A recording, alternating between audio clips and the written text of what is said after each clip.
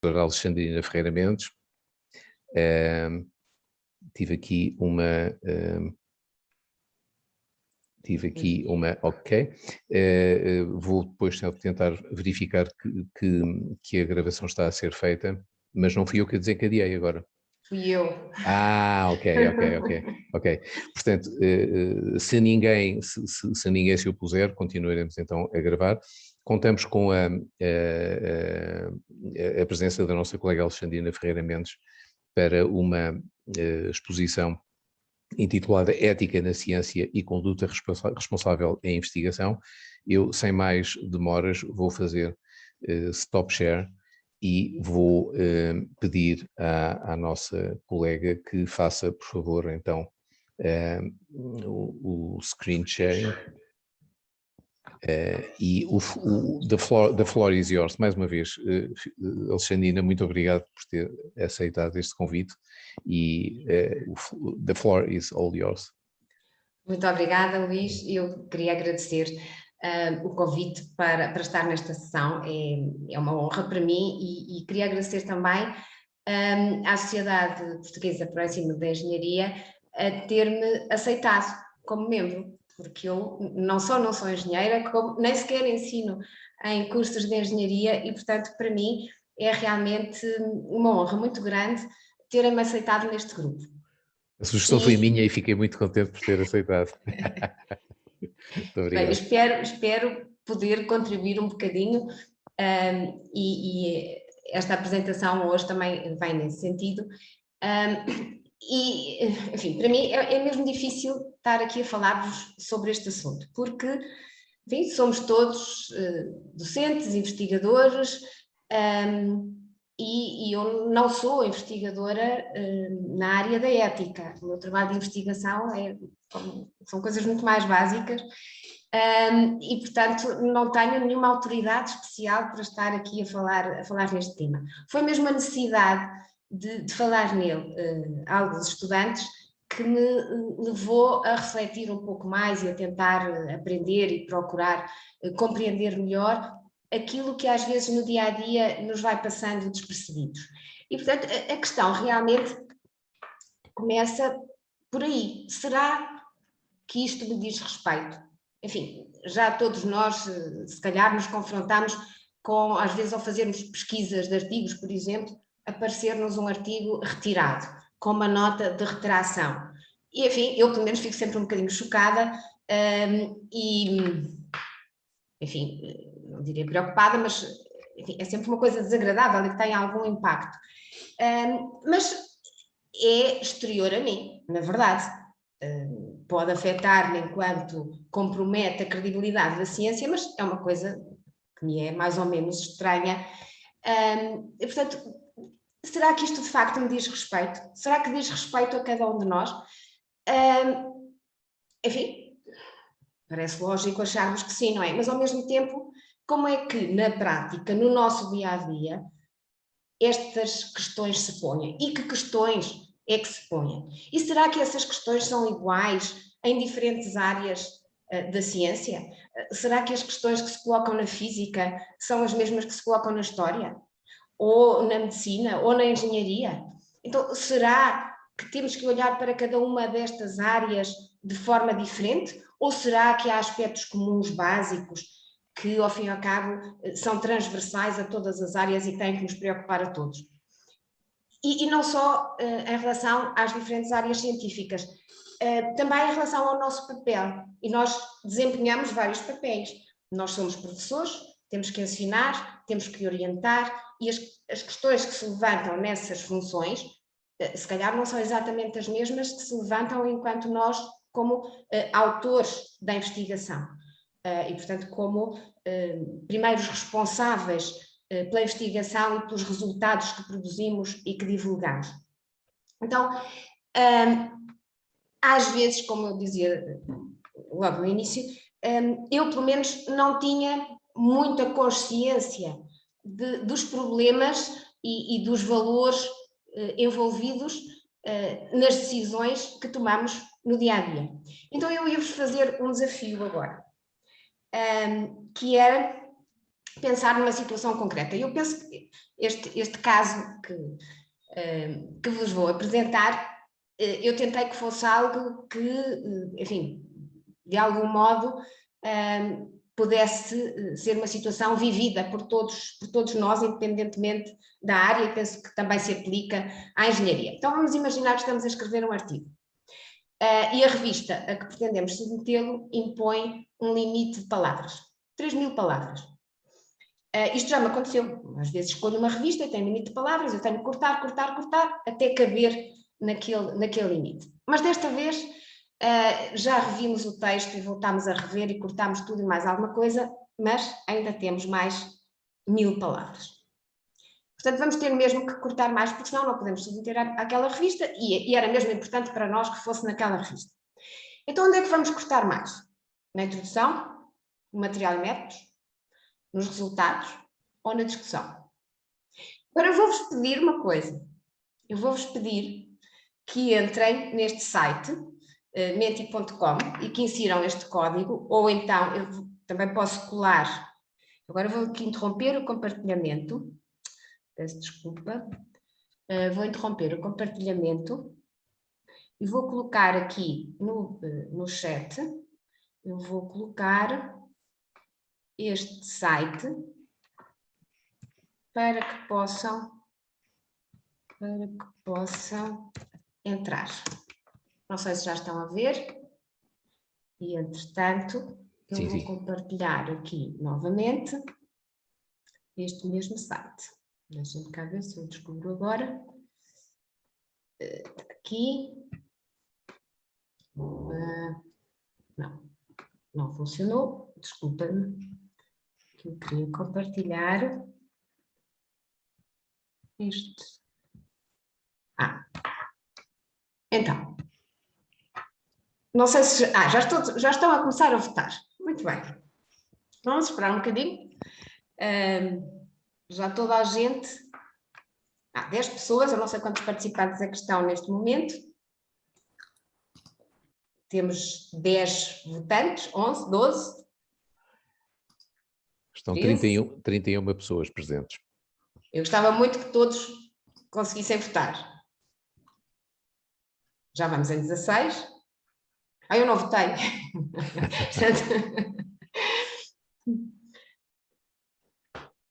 16, 17. Vamos ver se...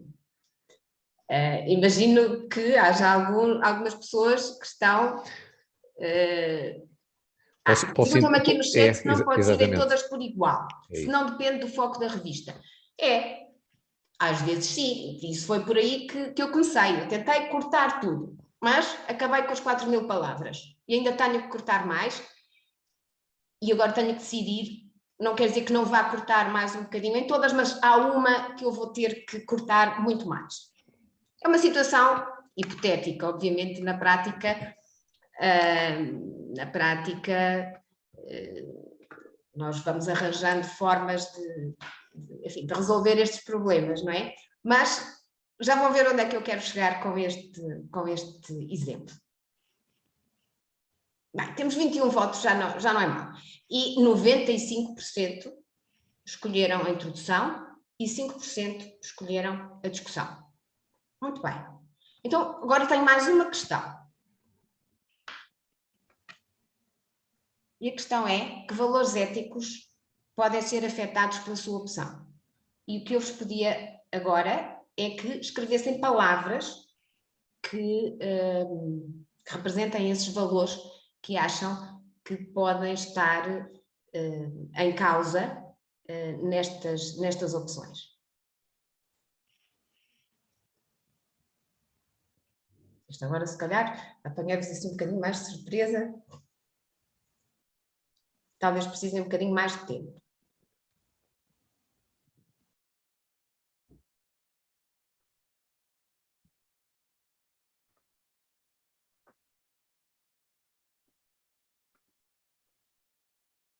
Eu não quero amassar-vos demais. E também não quero, enfim, perder muito tempo despender muito tempo aqui a obrigar-vos a tomar agora decisões éticas. Já temos aqui falta de referenciação, é verdade, concordo plenamente. Integridade, valorização dos conteúdos, omissão de referências, pois. Rastreabilidade, concordo plenamente, são tudo questões muito importantes. São mesmo, eu acho mesmo que são. Acho que já perceberam um bocadinho a ideia, não é? Então eu vou interromper e vou continuar agora com a apresentação, esta que temos aqui, vamos então ver agora um pouquinho que valores é que podem ser comprometidos em cada uma destas opções. Ou melhor, primeiro vou tentar explicar-vos um pouco quais são os valores básicos que estão aqui envolvidos ou que podem estar envolvidos nestas opções. De facto, tudo aquilo que disseram está perfeitamente correto e pode, de facto, ser comprometido quando nós cortamos mais numa coisa ou cortamos mais noutra, damos mais valor a uma secção ou damos mais valor a outra. Mas tudo isso decorre de alguns valores mais básicos que estão definidos, por exemplo, no Código Europeu de Conduta para a Integridade na Investigação. E este código define os objetivos da investigação como sendo a procura da verdade, usando métodos científica e eticamente robustos, com impacto para a comunidade científica e para a sociedade. E daqui decorrem os tais valores ou princípios básicos. Se a procura da verdade, então é preciso honestidade na condução da investigação. Honestidade, porque só com honestidade é que podemos encontrar respostas verdadeiras. Portanto, e para sermos honestos na investigação, temos que ser rigorosos no desenvolvimento, na implementação da investigação, portanto, desde a formulação dos nossos projetos até ao seu desenvolvimento, à realização experimental, até à análise e interpretação dos resultados, tudo isso tem que ser feito com rigor e com honestidade para que cheguemos à verdade. Isto, enfim, estende-se até à publicação e à comunicação dos resultados da nossa investigação. Mas não basta sermos honestos, enfim, no sentido de rigor e de verdade naquilo que fazemos e na forma como fazemos. Também, para podermos chegar à verdade, digamos assim, precisamos de usar métodos cientificamente robustos, isto é, que garantam que os resultados que obtemos são realmente verdadeiros. E, portanto, é preciso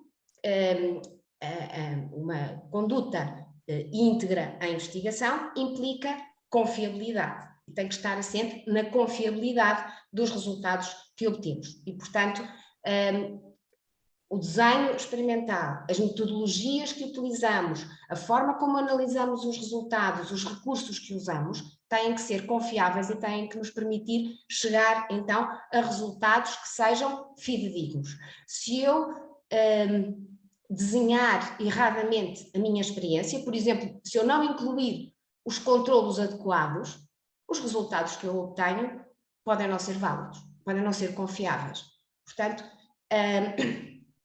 ao desenhar a investigação, eu tenho que ter tudo isto em conta para que realmente os resultados a que chego e, consequentemente, as conclusões que tiro desses resultados sejam confiáveis. Mas também os resultados que eu obtenho da investigação têm que ser eticamente robustos, isto é, têm que respeitar todos os envolvidos nesse processo de investigação. Começando pelos colegas, e nos colegas eu posso incluir, por exemplo, os alunos que supervisiono, e que muitas vezes são eles que realizam o trabalho experimental, eu tenho que os respeitar, por exemplo. E como é que eu não os respeito? Eu não os respeito, por exemplo, se lhes atribuir uma quantidade de trabalho tão grande ou fizer uma exigência em termos de obtenção de resultados que lhes cause uma pressão tão grande que os leve a optar por atalhos que podem conduzir a resultados que não são verdadeiros. Eu também sou responsável por isto. Não é só o estudante que, enfim, obtém os resultados caídos do céu, não é só ele que é responsável por isso. Se calhar eu também sou responsável porque pressionei para a obtenção dos resultados e levei-o a situações de, enfim, de incapacidade de gerir toda essa pressão. E muitas vezes é essa pressão que acaba por levar a condutas menos éticas e menos íntegras. Mas além de quem conduz e realiza a investigação, também o respeito pelos participantes, por aqueles que são o objeto da investigação, sejam pessoas, sejam animais, isto na minha área é especialmente evidente. Esse respeito é absolutamente essencial. Se eu não respeitar o indivíduo que responde ao meu inquérito, no sentido, por exemplo, de proteger a sua identidade, eu estou a enviesar os resultados da análise e, portanto, não estou a cumprir o objetivo da investigação, que é chegar à verdade. Mas também o respeito implica respeito pela sociedade e pelos valores que a sociedade, em cada momento, define como importantes. E dou-vos um exemplo muito concreto. Há não muito tempo surgiram nas notícias, surgiu a notícia de que um cientista chinês tinha clonado seres humanos. Isto é, talvez, para mim pelo menos, um exemplo da maior falta de respeito pela sociedade, porque a sociedade não aceitou, até agora, pelo menos, no futuro não sei, mas para já a nossa sociedade não aceitou a clonagem de seres humanos. As ferramentas existem, mas o facto de existir uma ferramenta não quer dizer que ela possa ser usada.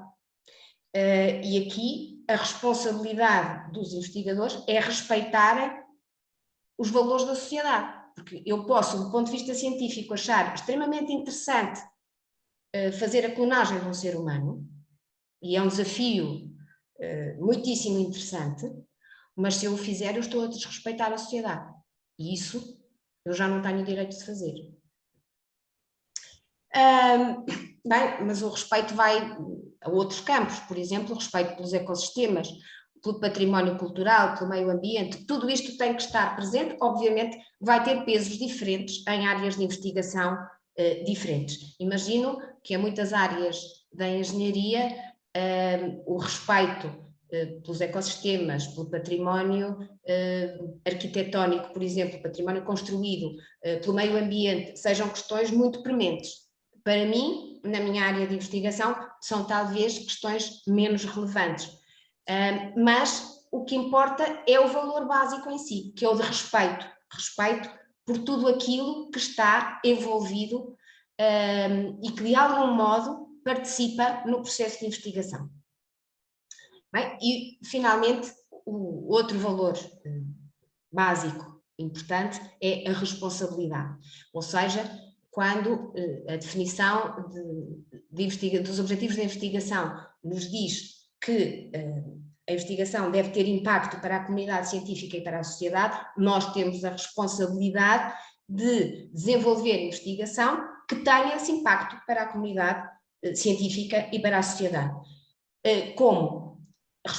Sendo responsáveis por aquilo que investigamos, pelo objeto da investigação. Eu posso achar uma determinada questão extremamente interessante, mas não ter essa questão, não ter grande relevância para a sociedade. Então, será que eu devo gastar recursos da sociedade para investigar aquilo que não tem interesse para a sociedade? Esta é uma questão que eu acho particularmente difícil, porque não é fácil definir o que é que tem interesse e o que é que não tem interesse, o que é que tem impacto e o que é que não tem impacto para a sociedade e para a comunidade científica. Só para vos dar um exemplo, há tempos um estudante de doutoramento meu, fizemos uma brincadeira que era procurar artigos com temas extravagantes. E esse aluno encontrou um artigo que era sobre a direção dos dejetos dos pinguins. Em que direção é que ocorre a dejeção dos pinguins? E nós rimos com o artigo e não percebemos qual o significado e qual a importância daquele artigo. Mas imagino que para os biólogos que estudam o comportamento dos pinguins e que se preocupam, por exemplo, com a conservação das espécies de pinguins, seja um assunto importante. Portanto, não é o facto de eu não conseguir reconhecer o impacto de um determinado assunto que ele não é importante. Pode simplesmente significar que eu sou tão ignorante no assunto que não consigo sequer reconhecer o impacto. E neste caso, eu imagino que fosse isso. Portanto, isto não quer de modo nenhum dizer que toda a investigação tem que ter uma tradução direta utilitária. Não. O conhecimento é importante e o conhecimento básico, essencial, a investigação básica e essencial é muito importante, porque de facto é o fundamento de tudo o resto. Não pode haver investigação aplicada se não houver investigação básica. Portanto, eu não estou de maneira nenhuma a pôr isso em causa. Bem, mas a responsabilidade, portanto, por aquilo que investigamos, por aquilo que publicamos, como gerimos e organizamos a publicação e de forma mais geral, a comunicação do que investigamos aos outros cientistas, mas também à sociedade. E essa comunicação à sociedade é cada vez mais importante e portanto, também aí temos uma responsabilidade grande de comunicar de forma que a sociedade possa compreender o que fazemos e tirar daí benefícios. E neste sentido somos também responsáveis pela formação e pela supervisão e coordenação de outros cientistas, sobretudo daqueles que estão em formação, que estão a iniciar as suas carreiras. Portanto, tudo isto cabe dentro deste valor que é a responsabilidade na conduta da investigação. Por exemplo, não seria uma conduta íntegra se eu não me responsabilizasse adequadamente pela formação dos meus estudantes. Se eu simplesmente os utilizasse como mão de obra, digamos assim, e não me preocupasse em lhes dar as ferramentas e lhes permitir o acesso à aquisição de conhecimentos essenciais para o seu crescimento como cientistas. E, enfim, infelizmente, às vezes, não é bem isto que acontece. Bem, mas então, estes 4 valores básicos estão plasmados no Código Europeu de Conduta para a Integridade na Investigação e são também os valores básicos adotados pelo Conselho Nacional de Ética para as Ciências da Vida. Mas, independentemente de ser ciências da vida ou não, eu penso que, de facto, estes 4 valores básicos são isso mesmo. São 4 pilares que nos podem ajudar, em cada situação concreta, a perceber o que é que está envolvido, que questões éticas é que podem estar envolvidas em cada situação e, consequentemente, podem ajudar-nos a decidir eticamente nessas situações. Mas estes 4 valores são apenas uma forma de formular esses princípios que devem estar subjacentes à investigação. Podemos formulá-los de outra maneira. Por exemplo, o Office of Research Integrity, do Departamento de Saúde e Assuntos Humanos dos Estados Unidos, tem uma formulação um bocadinho diferente e considera como valores básicos a honestidade, o rigor, a eficiência, nomeadamente em relação à utilização dos recursos disponíveis, evitando o desperdício e, portanto, maximizando as verbas que recebemos para fazer a investigação. Não podemos esquecermos, isto é uma questão importante, porque não podemos esquecermos que é a sociedade que financia de muitos modos, mas que financia a nossa investigação e, portanto, temos a obrigação de usar os recursos de forma eficiente, evitando desperdícios e maximizando aquilo que temos ao nosso dispor. E, finalmente, a objetividade, ou seja, procurarmos analisar os resultados que obtemos de forma objetiva e sem vieses, nem sempre isto é muito fácil. Às vezes nós estamos tão entusiasmados com aquilo que estamos a investigar e com os resultados que estamos a obter que nos esquecemos involuntariamente de olhar por outra perspectiva e sem nos apercebermos estamos a perder a objetividade. E, portanto, estamos a interpretar os dados de uma forma enviesada. E é por isso que, por exemplo, a revisão por pares, nomeadamente dos artigos científicos, é tão importante, porque ajuda, entre outras coisas, a reduzir o viés na interpretação dos dados experimentais. Bem, mas embora aparentemente estes 4 valores possam parecer diferentes daqueles 4 que referi antes, tal como definidos pelo Conselho Nacional de Ética para as Ciências da Vida, na realidade eles não são assim tão diferentes como isso. De facto, quando falamos em honestidade, estamos definida aqui como transmitir a informação de forma verdadeira e honrar os compromissos. Isto significa honestidade, portanto, ser verdadeiro naquilo que se transmite, mas também significa respeito.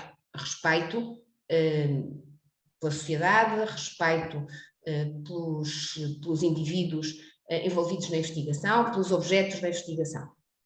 O rigor tem a ver, em tudo, com a confiabilidade e com a responsabilidade por aquilo que investigamos e pelos resultados que reportamos. A eficiência tem a ver também com a confiabilidade e, do mesmo modo, com a responsabilidade. E a objetividade está, de certo modo, implícita também na honestidade, porque se nós formos objetivos na análise dos dados que obtemos, somos honestos na transmissão desses mesmos, das conclusões a que chegamos. Bem, portanto, estes são os valores, os pilares, digamos assim, que têm que estar subjacentes às nossas decisões. E voltando ao caso que vos coloquei há pouco, se calhar agora podemos olhar para para as 4 opções de forma um bocadinho diferente. Então, de facto, que valores éticos é que são afetados se a minha opção for cortar na introdução? 95% das respostas há pouco foram cortava na introdução. E, de facto, pode parecer que a introdução é a parte menos importante do artigo.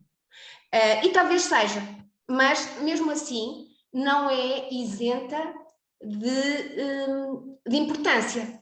E o que é que pode decorrer de cortarmos demasiado na introdução? Pode resultar numa potencial perda de objetividade, porque significa que eu não estou a apresentar tudo aquilo que já se sabe previamente sobre o assunto que eu investiguei.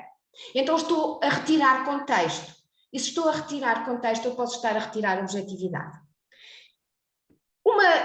Uma secção em que, pelo menos na minha área, é muito frequente cortar é a secção de materiais e métodos.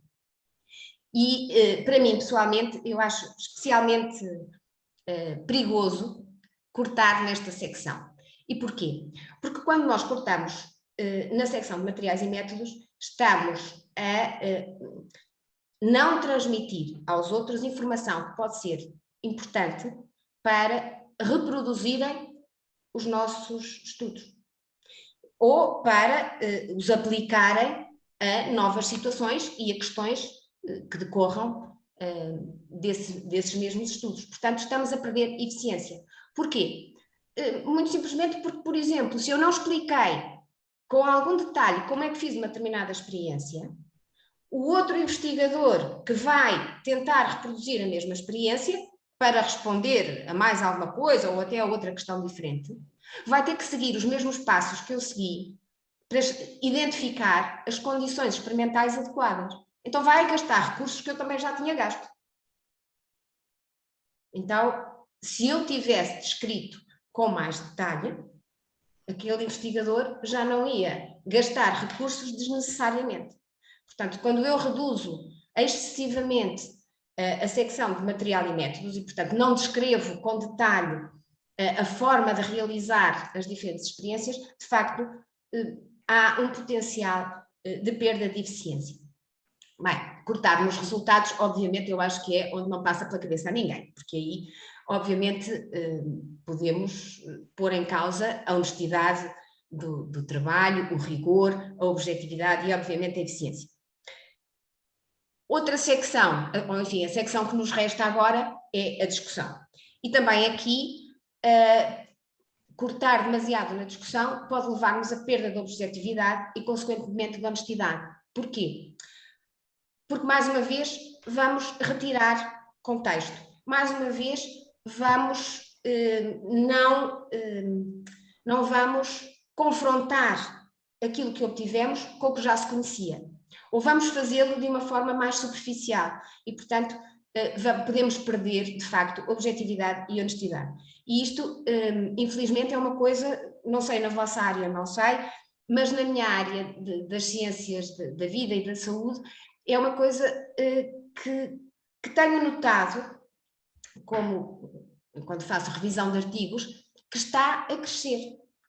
Parece que as pessoas já não sabem discutir os resultados que obtêm. Cada vez mais me aparecem artigos em que a discussão é praticamente a repetição da descrição dos resultados.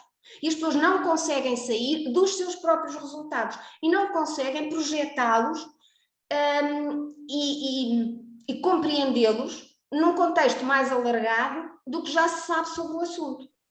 E eu acho que isto é, enfim, é de facto um problema grave, porque significa que estamos a perder respeito. Sobre tudo isto, respeito, porque só estamos preocupados em publicar coisas e não em contribuir para o conhecimento. Mas pronto, mas isto é uma opinião muito pessoal e se calhar não é sequer representativa. Bem, não vos vou pedir para responder, mas poderia perguntar-vos agora se manteriam a escolha inicial ou que mudariam. Bem, e vou agora apresentar-vos o mesmo caso, mas vamos mudar de papel. Agora não somos os autores do artigo, somos o editor. E o editor recebeu o artigo e pediu aos autores para encostar o manuscrito. O autor correspondente respondeu explicando porque é que os detalhes que constavam no artigo eram importantes e pede ao editor que permita exceder o limite de palavras. Como editor, qual seria a minha decisão? Aceitar a posição do autor, mas isso significa desrespeitar as regras da revista e, portanto, enfim, no mínimo podia acontecer que o editor-chefe me desse um puxão de orelhas e anulasse a minha decisão.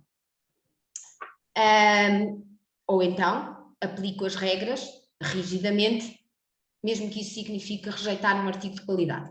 E se eu rejeito um artigo de qualidade, não estou a contribuir não estou a contribuir responsavelmente para a ciência e, portanto, posso não estar a agir eticamente. O que é que fariam aqui? Será que há aqui dilemas éticos? Que valores é que poderão estar em causa nesta situação? Enfim, não é talvez uma das situações mais graves, mas eu também acho que os problemas que se nos põem no dia-a-dia não são as questões graves. Aí nós conseguimos discernir perfeitamente o que é correto e o que é que não é correto. Eu acho que é nas coisas pequenas em que as fronteiras são ténues, que temos mais dificuldade em fazer as escolhas corretas. E aqui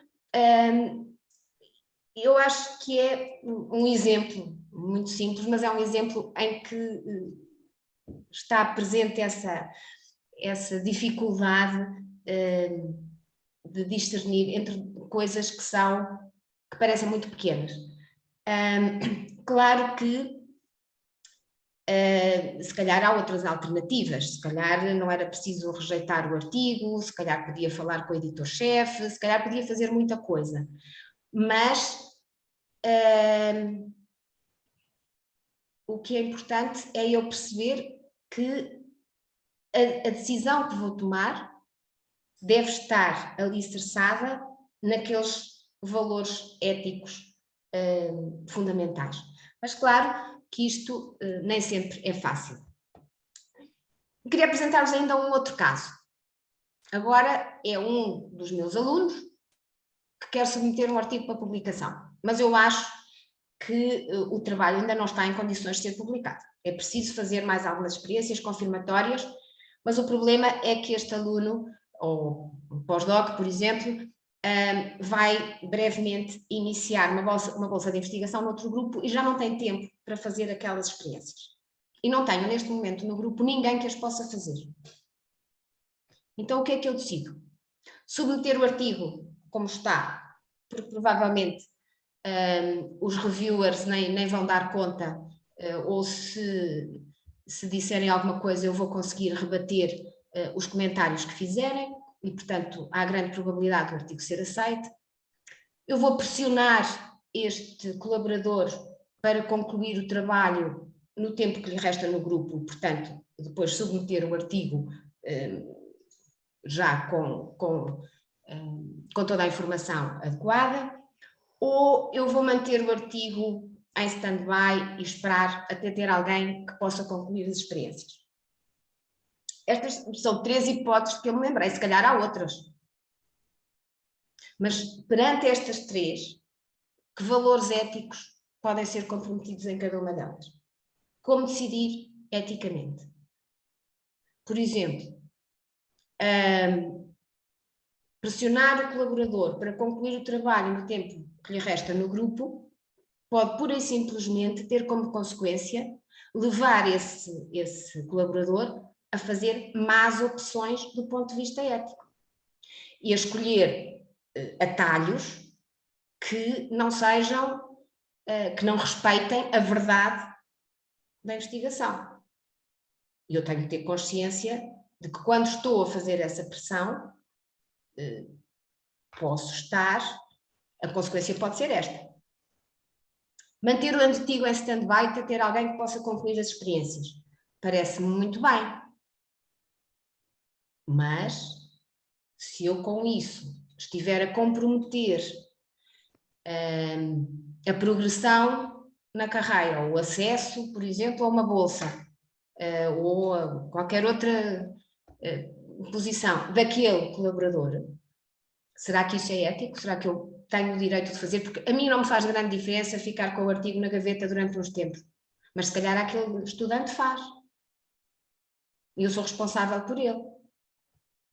Ou devo ser. Ou eticamente devo ser. Ou para me comportar de forma íntegra na investigação, devo assumir essa responsabilidade. Portanto, tudo isto são questões que se nos podem colocar no dia-a-dia e que nem sempre é fácil decidir, porque também não há propriamente um manual que nos diga como decidir em cada situação. Então, de facto, conduzir a investigação de forma responsável é isto mesmo, é tomar decisões. Tomar decisões que queremos que sejam éticas, que sejam baseadas nos valores éticos em que deve assentar a investigação. Não há receitas, pelo menos que eu saiba, muito menos manuais que nos digam como agir em cada situação. Mas há algumas ideias que nos podem ser úteis. E esta figura, ou este esquema que vos apresento aqui, é tirado de uma publicação que se chama The Lab Guide, e foi elaborada pelo tal Office of Research Integrity, este Lab Guide tem por objetivo ajudar precisamente a tomar decisões éticas em investigação. Então, neste esquema, o primeiro passo é a consciência moral, é termos noção dos problemas e das questões que se podem levantar em cada uma das nossas tarefas. E depois, quando tomamos consciência do problema, fazemos julgamentos morais.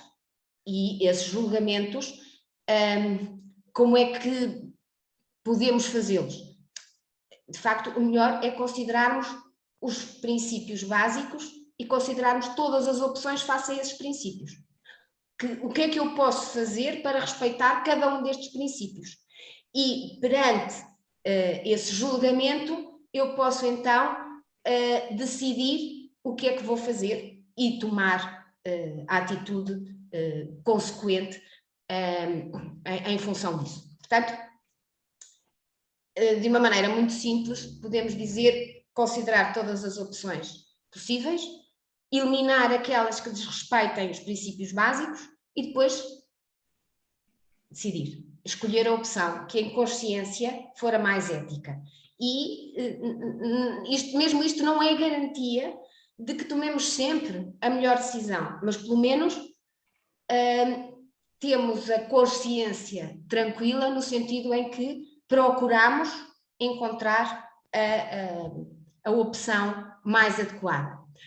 Mas claro que o melhor é complementarmos isto com conselhos. Nós sozinhos, muitas vezes, temos dificuldade em ver todas as facetas do problema. Quando discutimos com outros, vemos outras perspectivas e isso ajuda-nos a tomar as decisões mais corretas. Por outro lado, é muito importante, de facto, despender algum tempo a pensar nestas questões, e concretamente nas questões éticas relacionadas com a nossa própria investigação e a aprender sobre ética na investigação. Mas se calhar, enfim, todos os que estão aqui já têm consciência disto e por isso não é necessário repetir. Mas é importante porque nos ajuda a reconhecer as situações e os problemas éticos, procurarmos aprender mais e, portanto, tomar consciência do que é ético e do que não é ético. Isto, enfim, leva-nos à outra face da moeda. Então, o que é má conduta em investigação? Porque, de facto, existe a consequência de não tomarmos, ou não fazermos as opções éticas, é termos uma má conduta em investigação. E essa má conduta pode chamar-se fraude científica. E que formas é que pode tomar a fraude ou a má conduta em investigação? As mais comuns são a fabricação e falsificação de resultados e o plágio, incluindo o autoplágio.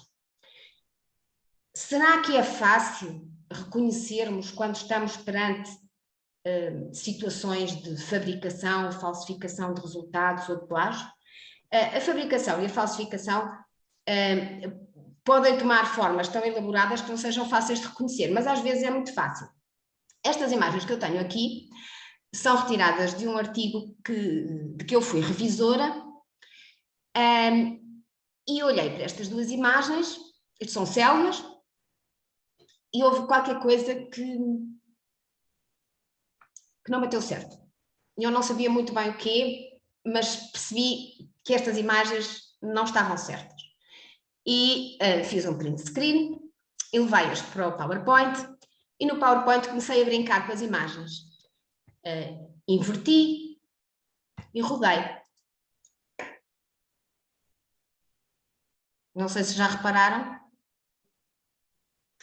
que esta imagem, que foi rodada e invertida a partir daqui, é exatamente igual a esta. E esta, exatamente igual a esta. Portanto, aqui os autores não foram sequer muito cuidadosos, porque eu não tive que usar nenhum instrumento muito sofisticado para perceber que estas imagens eram falsificadas. Isto andou para trás. De facto, não foi preciso um grande esforço. Mas, infelizmente, há quem utilize ferramentas muito sofisticadas para fabricar ou falsificar resultados, mas também há quem se dedique a desenvolver ferramentas para detectar a fraude, portanto, a fabricação ou a falsificação de resultados, quer por métodos estatísticos, quer por métodos de análise de imagem que conseguem detectar situações de fabricação e falsificação. Já agora não sei se é muito clara a diferença entre fabricação e falsificação. Basicamente, a fabricação significa que a experiência não foi sequer realizada. E, portanto, o resultado é completamente fabricado. Por exemplo, eu não medi o resultado numa determinada condição, mas atribuo-lhe um valor numérico que eu inventei, porque é aquele valor que me dá jeito para eu, enfim, mostrar, entre aspas, o que quero. Isso é fabricação, porque não chegou a haver nenhuma experiência real. Na falsificação, eu faço a experiência, mas o resultado não é bem o que eu queria e então eu dou-lhe um jeitinho para aquilo ir cair no valor que me interessa, ou, por exemplo, aqui, estas imagens tanto podem ser fabricação como falsificação, eu não sei. Eu não sei se foram testadas as duas condições, mas o autor resolveu, enfim, uma das condições não deu exatamente o que queria, e então mudou o resultado, ou se pura e simplesmente não testou aquela condição OVX mais PCDNA3, por exemplo, e optou por usar a imagem da outra condição numa posição diferente. Mas, enfim, talvez não seja também muito, muito importante saber se é falsificação, se é fabricação, porque qualquer uma delas é de facto extremamente grave, porque é uma mentira. Portanto, estamos a faltar ao princípio básico da honestidade. Outra situação muito comum, talvez muito mais comum, felizmente, do que a fabricação e a falsificação, é o plágio. Será que todos conseguimos reconhecer o que é plágio? E dentro do plágio, mais difícil ainda talvez seja reconhecer o autoplágio. E em vez de vos dar definições, eu pedia-vos que entrassem outra vez no menti.com para fazermos outra vez uma experiênciazita, está bem? Então, eu vou interromper o compartilhamento e vou novamente abrir o... desculpem, não conseguem, eu vou pôr o código, desculpem, estou aqui, eu vou tentar pôr no chat, o código é este, e agora eu vou abrir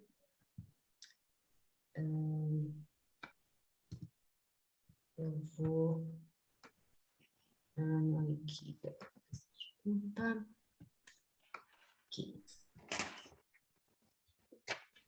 aqui, e vou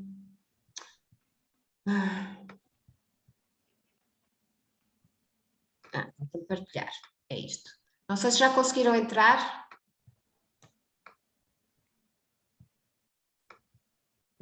Já, foram mais rápidos do que eu.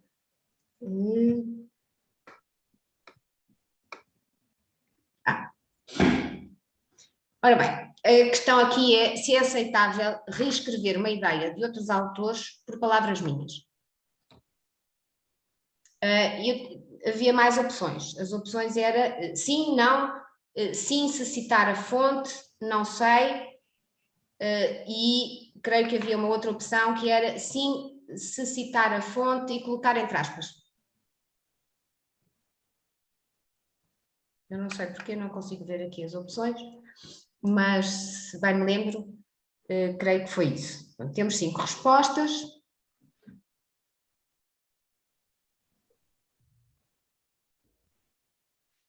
Isto na prática é às vezes muito mais difícil do que nos parece teoricamente. Claro que teoricamente todos achamos que não podemos usar ideias de outros autores sem nos darmos o crédito devido, não é?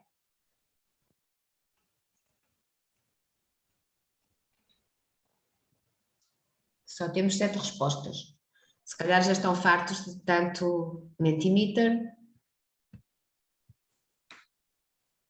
E o objetivo é mesmo pensarem na questão, independentemente da resposta. O mais importante mesmo é pensar na questão. Novamente o link. Então, deixa-me só... Ora bem, se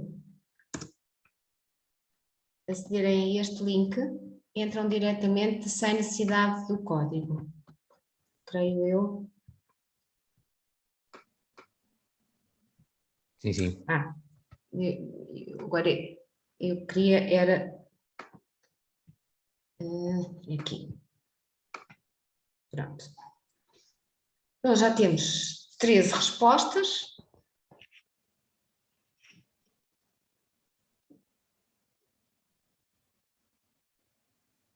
E aqui, eu não sei se já temos 15 respostas, acho que podemos, se calhar, conversar um bocadinho. De facto, podemos utilizar ideias de outros autores. Podemos, e não é plágio, se reescrevermos usando palavras diferentes. Isso não chega. E nós até podemos, se reescrevermos usando outras palavras e citarmos, ainda assim não é suficiente. Porquê? Temos que colocar entre aspas. Porquê? Porque mesmo por outras palavras, sinónimos, nós, se não colocarmos entre aspas, não estamos a dar todo o crédito ao autor. Porque o autor despendeu tempo a pensar naquela estrutura, a pensar na melhor forma de transmitir aquela ideia.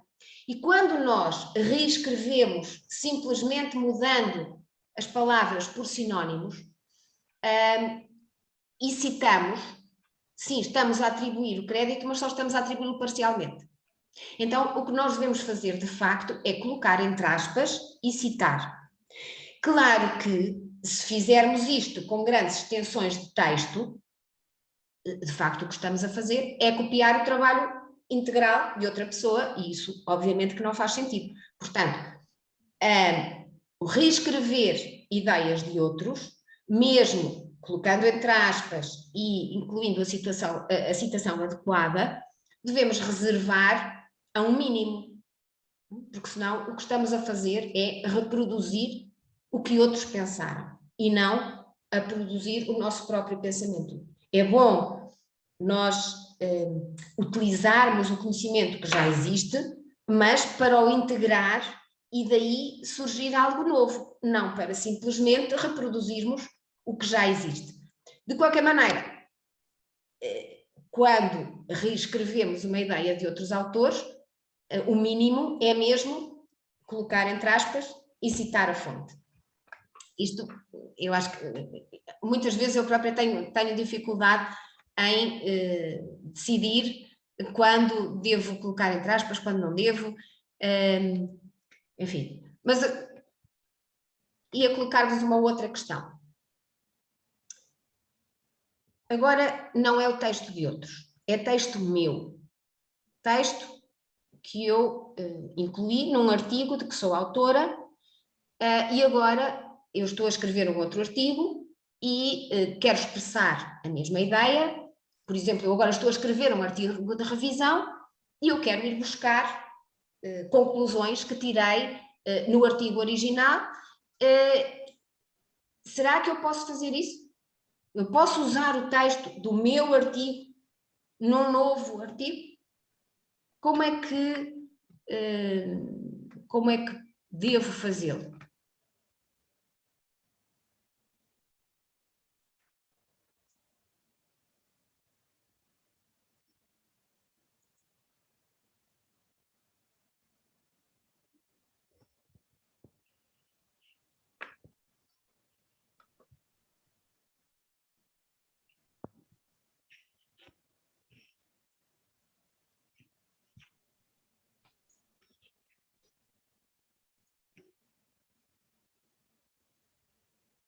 Vamos com 8 respostas.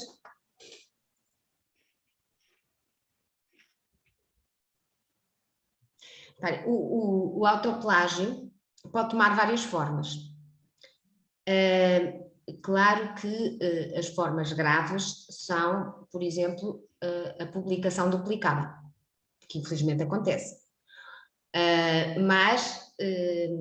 E essa, enfim, a publicação duplicada acontece de muitas formas, quer de texto integral, praticamente, quer partes de artigos. Por exemplo, utilizar resultados, os mesmos resultados em 2 artigos diferentes. Pode não ser... Sim, o autor até pode achar que é só um resultado de suporte, digamos assim, um controle, uma coisa assim, mas na verdade, se já foi publicado, tem que ser, ou deve ser citada a fonte adequadamente. E aqui, mais uma vez, o problema é o mesmo do que se for outro autor. Se eu estou... há uma situação em que é muito comum utilizar texto de um artigo e reproduzir noutro artigo, quer no material e métodos, porque obviamente o método é o mesmo, é muito difícil descrevê-lo de maneira diferente. Mas, sobretudo agora que há muitas revistas que utilizam software de detecção de plágio, acontece que o artigo pode não passar na detecção de plágio, porque no material e métodos o texto é igual ao de outro artigo. E, portanto, mesmo aí, enfim, eu não acho que isso seja de facto grave, mas o que é facto é que há revistas em que basta isso acontecer para devolverem o artigo aos autores. E, enfim, é o que é, mas mais uma vez, o que é correto é, quando reproduzimos o texto integral, então devemos colocar entre aspas e citar a fonte. E isto, se olharmos para isto, pensando nos valores básicos, pensamos que isto pode ter a ver com honestidade, com o respeito pelos outros intervenientes na investigação, porque os autores do primeiro artigo podem não ser exatamente os mesmos do segundo, porque há questões de copyright, tudo isso que nós se calhar não valorizamos muito, mas na verdade cada vez que nós publicamos um artigo e atribuímos ou cedemos os direitos de copyright à revista, isso impede-nos de facto de utilizar como quisermos, de utilizarmos noutras publicações aquele texto, mesmo que sejam só partes. Enfim, podemos questionar, podemos também, naturalmente, expressar as nossas opiniões e procurar mudar as coisas que não estão bem, obviamente. Mas eu creio que o que é importante aqui é percebermos que quando utilizamos, sem dar o devido crédito, texto já publicado, seja de outros, seja também com a nossa participação, não estamos de facto a agir corretamente e temos que pensar nisso e ter isso obviamente tem consequências para outros, portanto é necessário ter atenção também a isso. E trouxe-vos aqui um excerto de um texto e deixo-vos a referência para o caso de quererem ler o texto na íntegra, deste cientista Michael Denzinger, que teve um artigo dele ser rejeitado numa revista de muito prestígio, Annals of Internal Medicine, e o artigo foi rejeitado. E algum tempo depois, o artigo foi publicado com outros nomes, ou seja, um dos revisores do artigo roubou, literalmente, o artigo e publicou-o em seu nome. E isto, felizmente, foi descoberto. Mas esta é a carta que depois foi publicada na revista, que rejeitou o artigo inicialmente, foi publicada pelo primeiro autor, e dirigida ao indivíduo que cometeu o plágio. E acho que é realmente esclarecedor, porque ele salienta aqui tudo aquilo que realmente está em causa quando nós, mais ou menos conscientemente, não atribuímos os créditos devidos, eu não estou a falar em roubar artigos, obviamente, mas quando não atribuímos os créditos devidos a outros autores ou incluindo a nós próprios, é que de facto cada texto, cada trabalho representa tempo, representa esforço intelectual e não só, e não dar o crédito devido significa retirar a quem fez esse esforço. Pois é bom termos atenção a isto. Eu estava-me a rir agora porque vi aqui um comentário. Palavras de um aluno, podia ser de um docente, concordo plenamente. Se por acaso plagiei, foi sem intenção. É precisamente aqui que está o problema. É que quando nós não conhecemos bem as diferentes formas de plágio, é muito fácil cometermos plágio. Pura e simplesmente porque nós sabemos, como este menino que está aqui no cartoon, que não podia ter tudo errado porque copiou tudo da internet. E agora está tudo tão disponível e tão acessível que é muito fácil ocorrer plágio. E não é só a investigação. Agora, pensando também nos alunos de pré-graduação, por exemplo, eu posso vos dizer que naquele malfadado ano de 2020, em que tivemos exames online,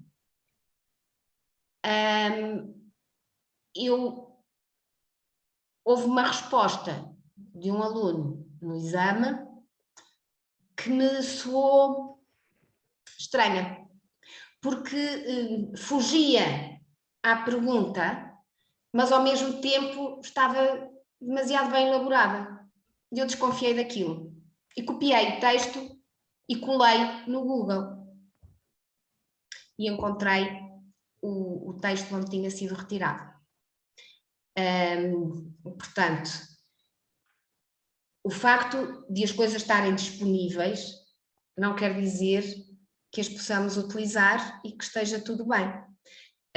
Mas para isso precisamos de facto de ter consciência e de conseguir identificar os vários tipos de plágio. E há de facto muitas formas de plágio, não é só a cópia integral ou de texto. Usar as ideias de outra pessoa é uma forma de plágio. Por exemplo, escrever um artigo de revisão que é um patchwork, ao fim e ao cabo, de uma ideia tirada de um artigo, outra ideia tirada de outro artigo, e eu colo aquilo tudo, sem ter um contributo intelectual meu de reflexão e de construção de algo diferente, isso é plágio.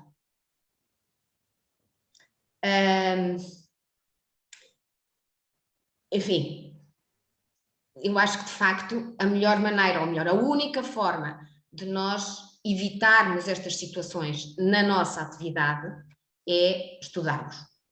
E em relação ao plágio, concretamente, eu recomendo-vos a leitura deste artigo, In Your Own Words, Best Practices for Avoiding Plagiarism, que foi escrito por esta senhora Michaela Panther, que é editora desta empresa, American Journal Experts, que é uma empresa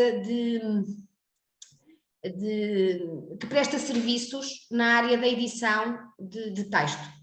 Portanto, fazem tradução e edição de texto para publicação, e é neste artigo ela descreve as várias formas de plágio, e acho que é realmente uma ferramenta muito útil, está disponível online neste site que está aqui indicado, e a mim pessoalmente, para mim pessoalmente foi muito útil, porque percebi de facto diferentes formas de plágio que não me passava pela cabeça que pudessem ser plágio, sinceramente. Mas há imensos recursos disponíveis sobre este tema. Por exemplo, também aqui na Case Western Reserve University tem este Research Guide, que também fala sobre o que é o plágio e portanto, ajuda a evitar cometer plágio sem intenção, porque só cometemos plágio sem intenção quando desconhecemos. Portanto, se desconhecermos, conseguimos evitar o plágio e, eventualmente, dissabores que possam resultar daí.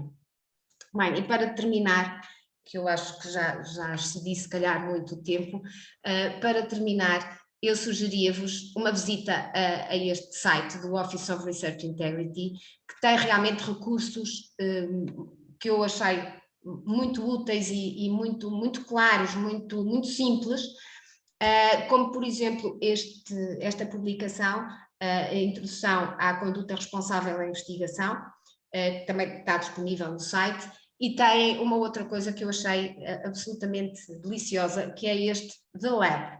The Lab é um vídeo interativo com diferentes personagens que vão desde do pós-doc que está a fazer a investigação, até outros colegas de laboratório, até ao supervisor, e nós podemos ver o mesmo problema ou a mesma situação, mas de diferentes perspectivas. O que vê o pós-doc, o que sente o pós-doc, como é que o supervisor lida com a situação. Portanto, há várias situações, vários roleplays, se quiserem, que levantam ou que abordam diferentes questões éticas da investigação e que, embora eu espero que nenhum de nós nunca se confronte com algumas das situações que aparecem neste vídeo, mas a mim pessoalmente ajudou-me a perceber melhor não só as questões que podem surgir, mas também a posição de diferentes intervenientes. Eu, enquanto investigadora, eu, enquanto orientadora, as questões não são exatamente iguais e eu tenho que ter consciência do impacto que têm as minhas ações. E este vídeo eu acho que ajuda precisamente aí, e por isso sugiro, quando tiverem um bocadinho, para irem lá espreitar e eventualmente até divulgarem também aos vossos alunos. Bem, e para terminar, a ética na investigação é realmente uma questão de responsabilidade individual, cada um de nós é responsável por aquilo que faz, mas é também, creio eu, uma responsabilidade institucional, e é aqui que eu acho que em Portugal temos ainda um caminho longo a percorrer, é que eu acho que estar sozinho nunca é bom em nada, muito menos em ciência, e seria muito bom que nas instituições de investigação e de ensino superior em Portugal houvesse de facto gabinetes de ética que apoiassem os investigadores e os docentes aconselhando, dando formação, como existe em muitas universidades do mundo e que começa também a haver em Portugal, mas gostaria que fosse de ver muito mais generalizado. E pronto, e era isto que eu vos queria dizer, e se tiverem alguma questão, terei muito gosto em conversar. Muito obrigada. Muito obrigado, colega Alexandrina Mendes, pela interessantíssima exposição que fez. Penso que seguramente ela terá suscitado questões, adivinho isso pelo próprio... Peço um pouco de silêncio só mesmo antes de desencadearmos a fase de discussão. Pelo chat depreendo que seguramente haverá espaço para questões interessantes. Se me permitem, antes de passar à fase da discussão, eu vou suspender a gravação para dividirmos em duas partes a gravação. Suspendo neste momento.